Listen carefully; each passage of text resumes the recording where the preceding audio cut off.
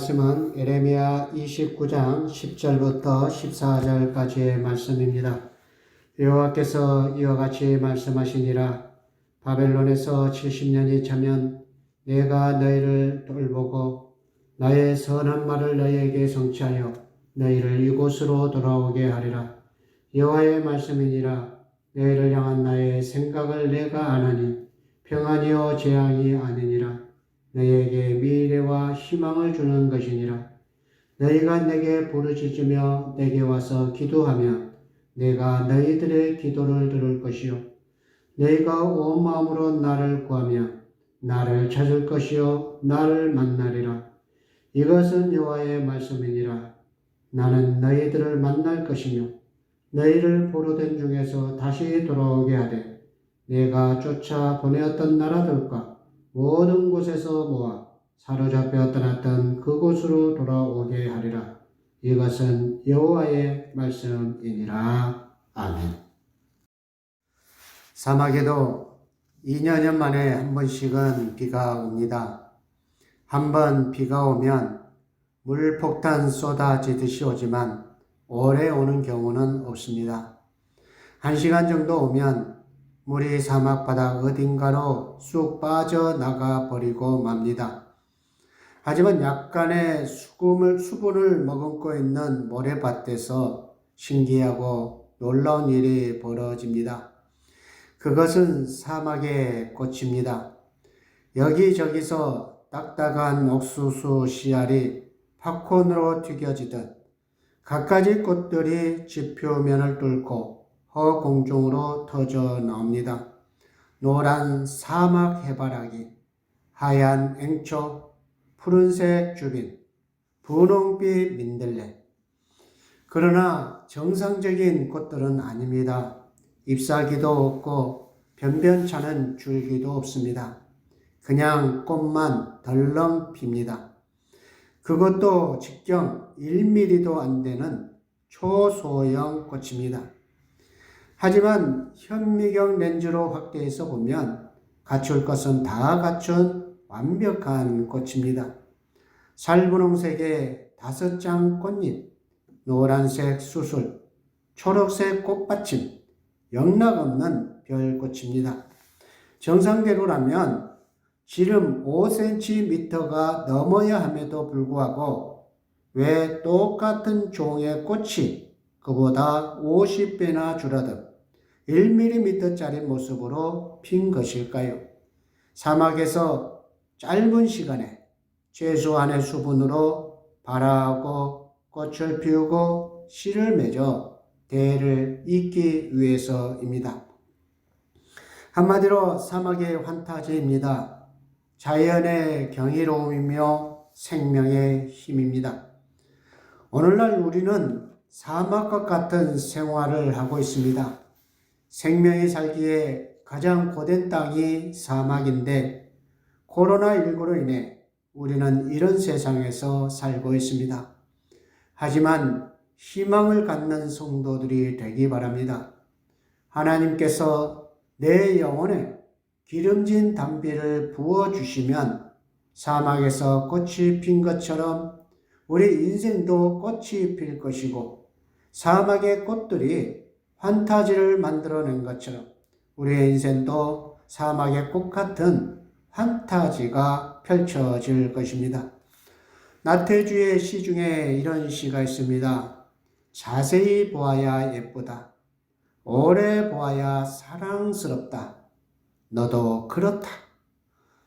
꽃은 자세히 보면 정말 예쁩니다. 꽃들 중에 예쁘지 않는 꽃은 없습니다. 별로 예뻐 보이지 않아도 자세히 보면 예쁘지 않는 것이 없고 작은 꽃일수록 자세히 보면 환상적일 정도로 예쁩니다. 세상의 그 작은 곳에 그 아름다움을 채워놓을 수 있을까? 우리 하나님의 솜씨는 대단하다는 생각이 듭니다. 그런데 그 꽃을 더 오래 보면 어떨까요? 그러면 사랑스럽게 됩니다. 꽃이 날 향해 웃고 있고 나는 꽃을 사랑하는 특별한 사이가 됩니다. 그런데 비단 예쁘고 사랑스러운 것은 꽃들만이 아닙니다. 사람도 그렇습니다. 사람도 자세히 보면 예쁘고 오랫동안 보면 사랑스럽습니다. 그런데 그 꽃이 바로 너라고 합니다. 바로 내 자신을 말하는 것입니다. 저는 이 시를 생각하면 눈가에 미소가 저절로 지어집니다. 정말 행복해집니다. 자세히 보면 예쁘고 오래도록 사랑스러운 그 꽃이 바로 내 자신이라는 사실, 그리고 여러분 자신이라는 사실, 우리 모두를 꽃으로 일깨워 준 시. 그래서 이 시를 생각하면 저절로 행복해집니다. 저는 잘생긴 사람이 아닙니다. 그런데 저희 집사람은 저를 보고 잘생겼다고 합니다. 왜 그럴까요? 나태주의 시처럼 오랫동안 보았기 때문입니다. 저도 우리 집사람을 보면 너무너무 예쁩니다. 딸들을 봐도 그렇습니다. 왜 그럴까요? 오래도록 가까이서 보아왔기 때문입니다. 여러분 한 분 한 분도 마찬가지입니다. 사람들이 가까이서 보지 못하고 오랫동안 보지 않았기 때문에 몰라서 그렇지 여러분 모두는 정말 예쁘고 잘 생기셨습니다. 그렇기 때문에 자신을 꽃으로 보시기 바랍니다.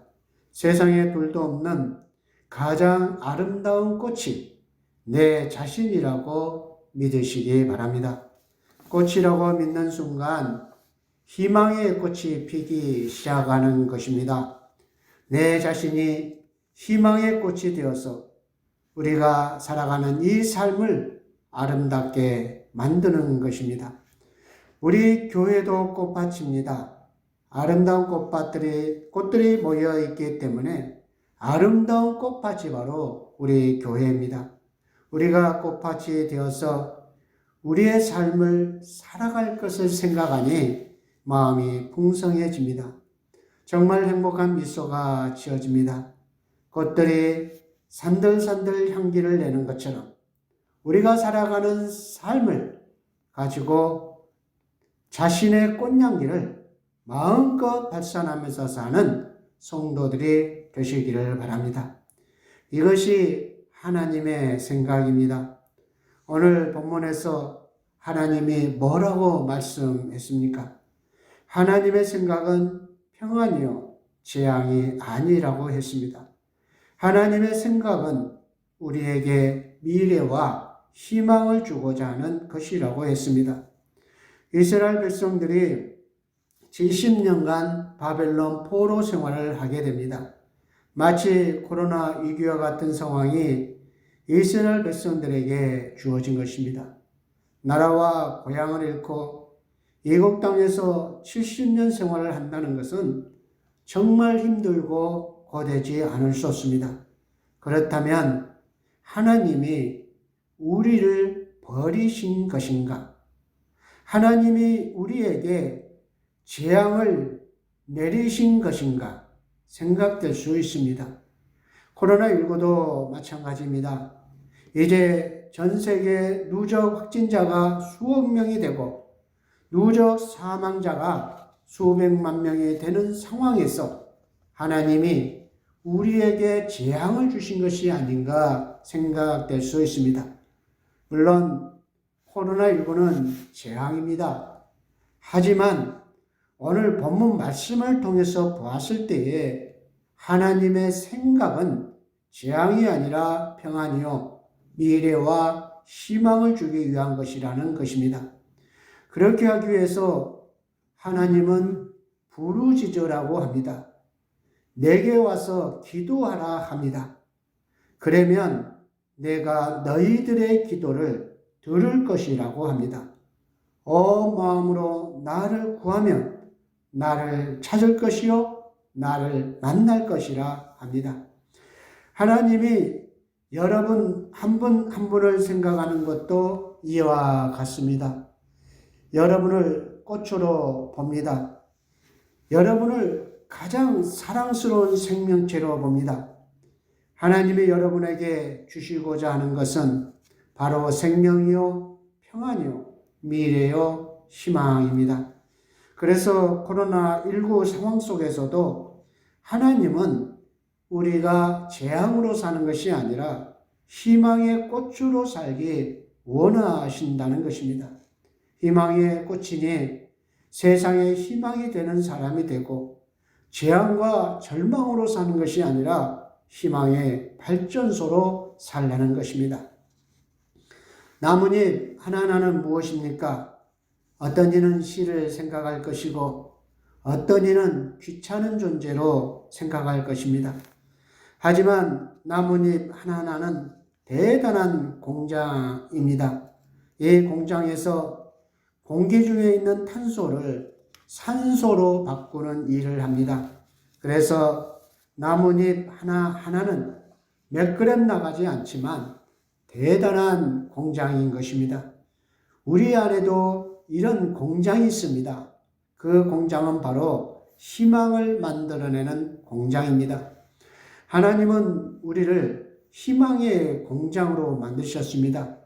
희망의 꽃을 피워내는 공장으로 우리 인간을 만드셨다는 것입니다. 이것이 희망입니다. 라는 글이 있습니다. 내 손에 펜이 한 자루 있다면 그것은 희망입니다. 그 펜으로 글을 쓸 수 있고 그림을 그릴 수 있고 편지도 쓸 수 있으니까요.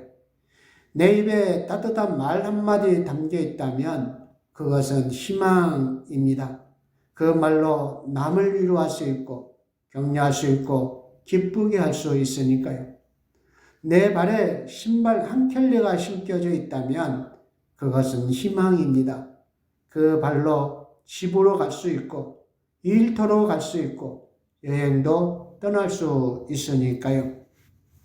눈에 눈물이 흐르고 있다면 그것은 희망입니다. 그 눈물로 가난과 슬픔으로 지친 이들의 아픔을 씻어낼 수 있으니까요. 내 귀에 작은 소리 들려온다면 그것은 희망입니다. 나에게 꼭 필요한 말과 아름다운 음악과 자연의 속삭임을 들을 수 있으니까요. 내 코가 향기를 맡는다면 그것은 희망입니다.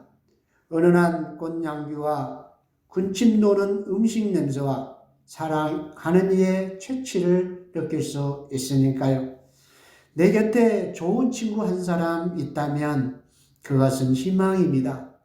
그 친구에게 내 마음 털어놓을 수 있고 지칠 때는 기댈 수 있고 따뜻한 위로도 받을 수 있으니까요.